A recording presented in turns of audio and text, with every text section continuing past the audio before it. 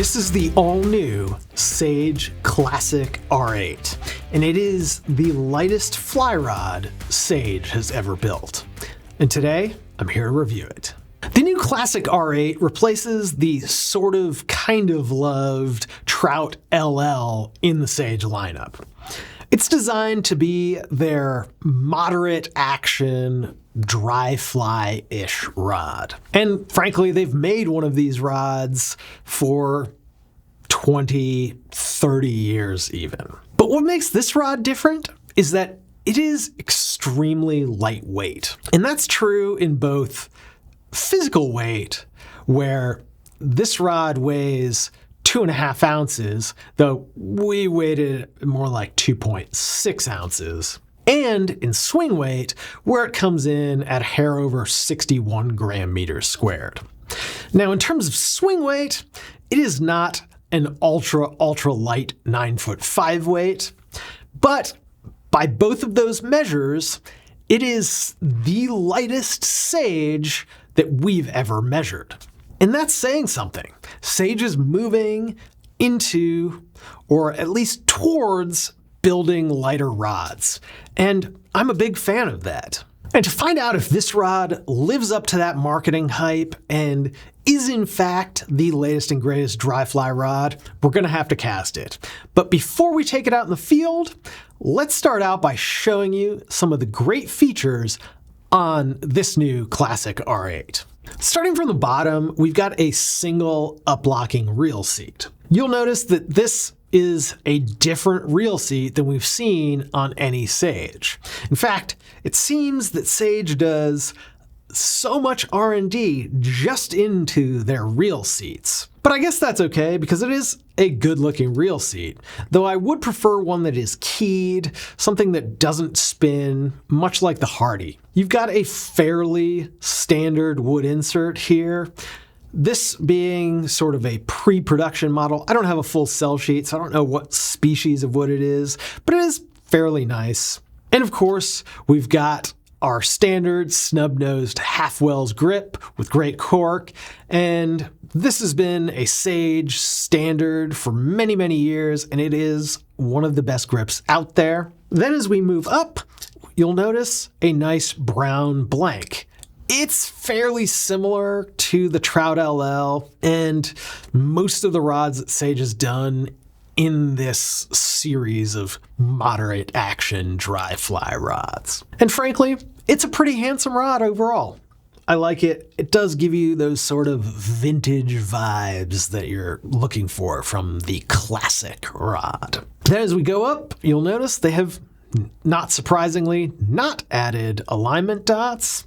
And also not surprisingly for Sage, they have kept the same hard chrome componentry that they've used for years and really decades. One thing I will say is that on the tip, the guides are a little bit smaller than on previous rods. So while they aren't using ultralight titanium or single foot guides or anything like that, they are a little bit smaller, and that should increase accuracy and decrease the swing weight at least a little bit. And now that you've seen this rod, you know it looks great, let's take it out and do some casting. Before we continue, I wanted to let you know about Trident Travel, our new destination travel service where you'll get our expert planning and guidance at no additional cost. That means no credit card fees, no booking fees, and for a limited time, you'll even earn Trident rewards on your travel bookings. So for every trip you book, you'll be earning valuable points that you can use towards free tackle here at Trident. Recently, we've had some clients go on some absolutely fantastic trips like bone fishing in Belize, permit fishing in Mexico, and Arctic char fishing in Iceland. So if you're thinking about taking a fly fishing trip, Trident Travel is the way to do it. We've got a ton of great destinations, excellent service, and even more destinations being added every month. Check us out at tridentflyfishing.com/travel.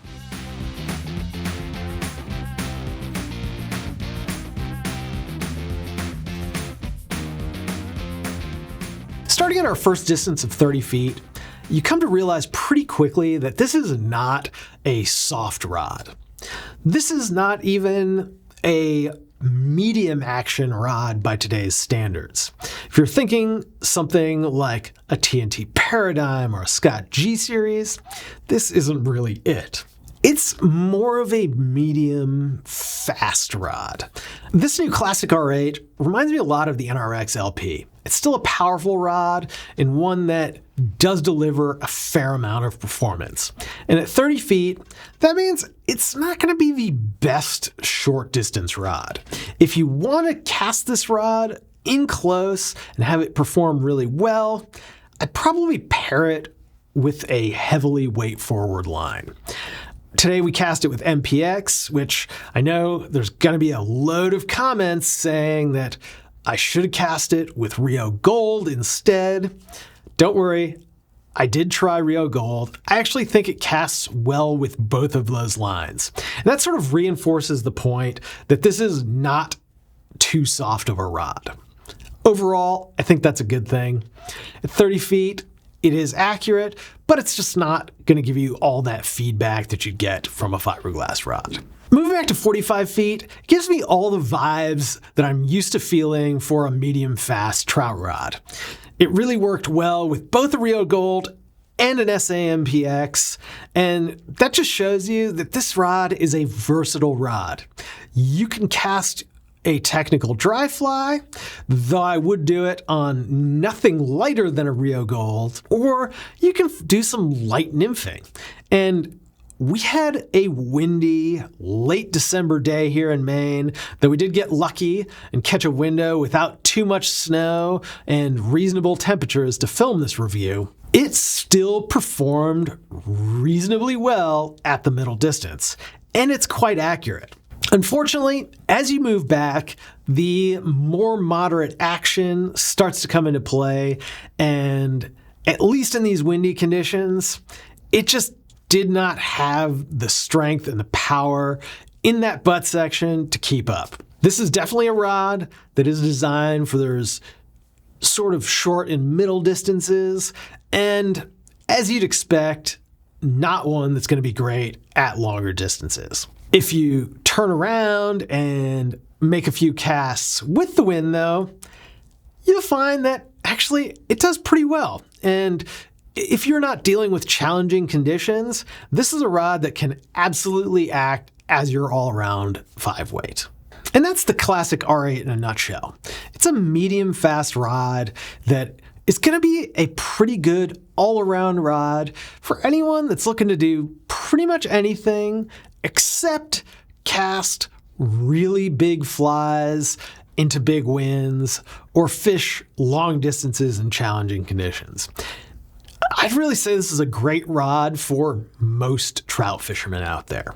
What's better yet, this rod comes in under $1,000. So while a lot of companies are now releasing their new rods at $1,000, even $1,200, Sage has decided to stay under that mark. This might even be a little bit of a value, dare I say it?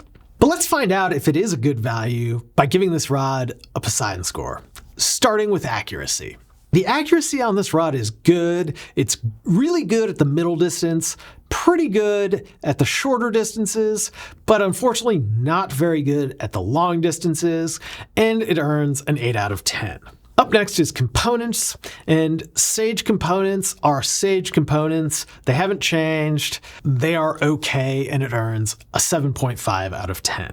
Up next is distance, and this is not a distance rod.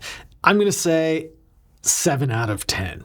Next up is the grip, and Sage has some of the best grips out there. The cork is great, the grip is great, snub-nose half wells are some of my favorite designs out there, and it earns a 10 out of 10. In terms of looks and workmanship, I think Sage rods do look better than your standard overseas built rod, but probably less nice than a Winston. Let's say 8.5 out of 10. In terms of swing weight, this rod comes in at 61 gram meters squared, which is a light, but not really light 9-foot 5-weight. It is solidly in line with the Scott Centric, the Scott Session. Overall, it earns a 9 out of 10 for swing weight. Up next is value, and like I hinted at earlier, at $975, this rod is really expensive. But in today's age of $1,000 plus fly rods, I guarantee you that the newest Scotts and the newest Winstons are going to cross that $1,000 threshold, and even some of the mid-priced rods like the G-Loomis NRX are approaching that $1,000 mark. This one doesn't feel that bad, which is almost kind of crazy to think about, but that is the world that we live in. And Sage does have a really good warranty. So if you love this rod, you'll be able to get parts for decades to come. Or at least that's what they've done so far. All in all, I'm going to give it an 8 out of 10 for value. Last but not least is the cool factor, and this is the new Sage. It is almost without a doubt going to be the hottest fly rod of 2025, but it's not the R8 core. It's not a really mainline rod. It's more of a sideline rod, a specialty rod, as Farbank likes to say. So I'm only going to give it a 9 out of 10. And that gives us a total Poseidon score of 67 out of 80, which is really a pretty good score for a specialty rod. This rod is honestly great, and that might even feel low, but it just isn't a distance rod. And I think that's what cost this classic R8 from getting above that sort of benchmark of 70 on our Poseidon score. If this rod had a little bit more power, I think you'd see it be among the really top rods that Sage has ever made. Overall, it's a pleasure to cast. I think anybody that isn't doing sort of extreme trout fishing should be looking at this rod. It's a great one, and one of the better Sages I've cast in a really, really long time. Tell us what you think about this classic R8 by leaving us a comment in the box below. And don't forget, if you have questions about this classic R8 or any rod in the Sage lineup, give us a call at 888-413-5211 or email us 24/7 at support@tridentflyfishing.com. And don't forget, if you enjoyed this content, give us the like, the thumbs up, and subscribe to our channel so we know how to make more content that you're going to love. I'm Ben. Thanks for watching. We'll see you next time.